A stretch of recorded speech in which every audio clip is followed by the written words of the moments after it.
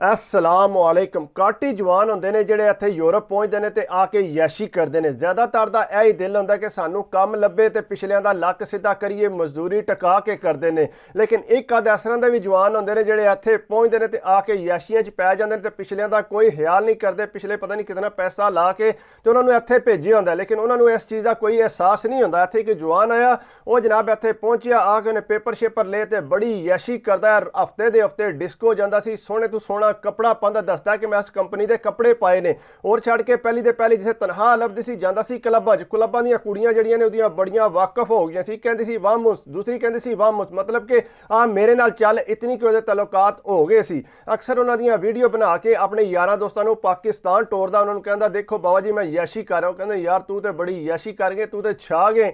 वो आंदे सी कहंदे यार इन्हें किसी गोरी नूं पाकिस्तान लैके आ हाँ। वो आंदा भाई गोरियां पैसे लैंदियां ने, बड़ा मुश्किल है इन्हों पाकिस्तान लैके आना। उन्हें आख्या यार पैसे तू साढ़े को लै ली, किसी तरीके नाल तू एक गोरी लैके आ। उन्हें आख्या चलो ठीक है। जवान गया उत्थे क्लब च, एक गोरी नाल चंगी गलबात इस। उन्होंने कहंदा तू केड़े सलो मरचर पाकिस्तान, कहंदा कि तू पाकिस्तान जाना चाहनी है।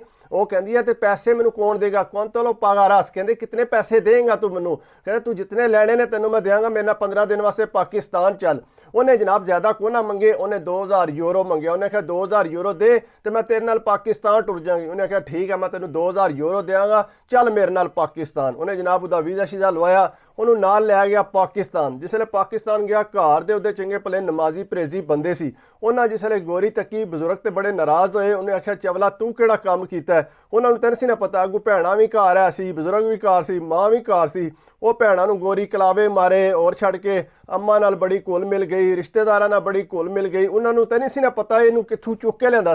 वो तो इत्थों लैके गया सी क्लब चों लै गया तो उन्होंने जनाब लै गया शामां वेले अपने यारां दोस्तां कोल। यार सी 4-5 उत्थे। उन्हां जनाब पूरी यैशी की, गोरी नाल पूरा इंजॉय किया, शराब शरूब मंगाई, बड़ा इंजॉयमेंट करके वो जनाब उन्होंने सुबह फिर जड़ा अपने घर लै आया। जिसले घर लिया, घर दे पुत्र राती किधर लै गया से। उन्हें आख्या नहीं मैं गया था एक दोस्त नाल, उत्थे रात रहा तो जरा इनू उत्थों फरा टरा के लिया। उन्हें अच्छा अच्छा चलो ठीक है। वो जनाब घर रखी, उस तरह फैमिली फिर रहन लग पई, भैणां नाल मिल गुल। तो जनाब जिसले फिर 2-3 दिहाड़े लगातार इस तरह जाते रहे ना, उन्हें आख्या पुत्र तू रोज़ राती नूं लैके टुर जाने, तू घर क्यों नहीं बहंदा, किहड़ा तेरा यार है इस तरह का जिहदे कोल रोज़ राती तू टुर जाने। वो जनाब करदे कराया तकरीबन 5-7 दिन जिसले गुजरे ना, वो जी विचों एक मुड़ा सी ना, उन्हें गोरी नाल गप लानी शुरू कर दी। उन्होंने इंग्लिश आती सी। उन्होंने कहता कि तेनों किन्ने पैसे दिते सू। उन्हें आख्या जी मैनू इतने दिते सू। उन्हें टोटल मारिया पाकिस्तानी तकरीबन 4-5 लाख रुपया बनता सी। उन्हें आख्या इन्हें तो साढ़े को 15 लाख रुपया लिया। उन्हें आख्या जिहड़े मुड़े सी सारे, उन्हें आख्या साढ़े को इन्हें 15 लाख रुपया लिया। गोरी ने जिसे सुनिया, उन्हें आख्या 15 लाख रुपया तुहाडे को लिया भी, इतने पैसे ले सू। उन्हें यूरोआं का हिसाब लाया। उन्हें आख्या तो मैनू तुसीं ये दसो मैं औणी दे नाल इहदे घर नहीं जाना। वो जनाब मुड़ा कहता तू मेरे नाल चल। वो मुड़ा उन्होंने लैके उत्थों स्लिप हो गया गोरी नूं। अगू जिसले वो ढूंढे, आखे गया किधर है, नाल मुड़े नूं ढूंढे। उन्हें जनाब फोन बंद कर दिता, गोरी नूं नाल लैके निकल गया। 4-5 दिन उन्हें अपने ना रखी, यैशी की। उस तो बाद गोरी नूं जिहड़ा किसी होर नाल मिला दित्ती सू। वड्डे शहर लै गया। उत्थे जनाब अगे जाके सिर्फ जड़ा एक रात का उन्होंने तकरीबन 1500 यूरो, 2000 यूरो इतने पाकिस्तान च उन्होंने पैसे लभन लग पे। वो जनाब उत्थे जड़ा यार सी, वो जो उहदे घर गया, उन्हें आख्या जी तुहाडा मुड़ा कित्थे, उन्हें ज्यादती की है, मैं गोरी लैके आया सा बाहरों तो इन्हें इस तरह मेरे नाल ज्यादती की है। तो जिसे जनाब पिंड पूरे च गल खुली, गल खुल के जिसले पता लगी, उन्हें आख्या जी ये गोरी लैके आया सी उत्थों क्लब चों लैके आया सी। ये गोरी ते आई बड़ी खराब आई तो ये जी पैसे लैके लोगों नाल जांदी है। वो जिसले उहदे अम्मा पे नूं पता लगा, बजुर्ग ते बड़े शरीफ बंदे सी, उन्हें आख्या कुत्तिया कमीनिया तू केड़ा काम कीता बगैरता, तू अपनियां भैणां नाल उहनूं रखी रखिया और छड़ के कलावे मारदी रही है, साडे घर रही है। तू जे कंजरा लै ही आंदी सी ते घर क्यों वाड़ी, बारों बार रखना सीआ। वो जनाब उन्हें कोई ना गल दा असर कीता है तो यह जिहा सी। अगू नूं गुस्सा बड़ा सी अपने यार ते। यार नूं कहंदा कि मैनूं जिस तरह मर्जी है मैनूं दस वो है कित्थे है।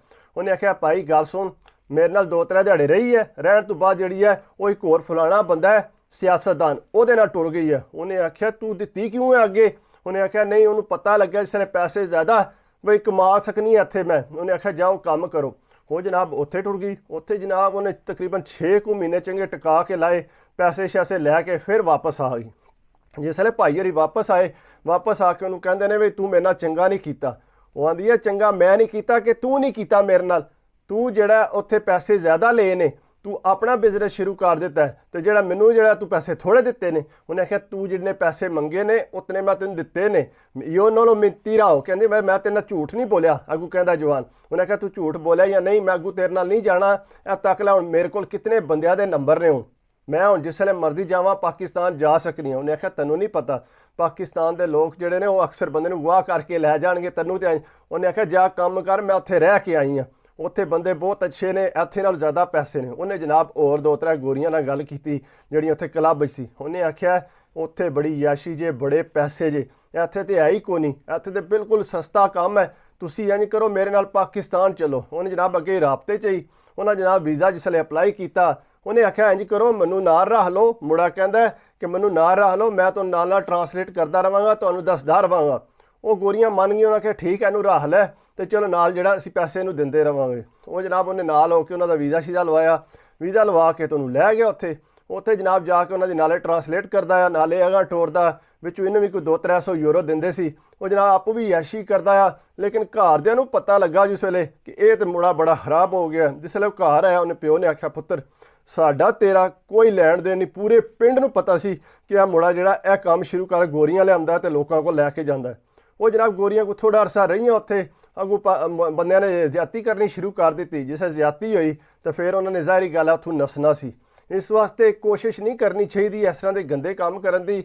ਕੋਸ਼ਿਸ਼ ਇਹ ਕਰੋ ਕਿ ਸਿੱਧੇ ਰਾਹ ਚੱਲੋ ਤਾਂ ਕਿ ਤੁਹਾਡੀ ਸਿੱਧੀ ਰਾਹ ਜਿਹੜੀ ਹੈ ਤੁਹਾਨੂੰ ਸਿੱਧੀ ਰਾਹ ਦਿਖਾਏ। ਤੁਹਾਡੇ ਮਾਂ-ਬਾਪ ਸ਼ਰੀਫ ਨੇ, ਤੁਸੀਂ ਇੱਥੇ ਮਜ਼ਦੂਰੀਆਂ ਕਰਨ ਆਏ ਹੋ ਤੇ ਕੋਸ਼ਿਸ਼ ਕਰੋ ਕਿ ਮਜ਼ਦੂਰੀ ਕਰੋ, ਇਹ ਨਹੀਂ ਕਿ ਤੁਸੀਂ ਗਲਤ ਕੰਮਾਂ 'ਚ ਪੈ ਜਾਓ।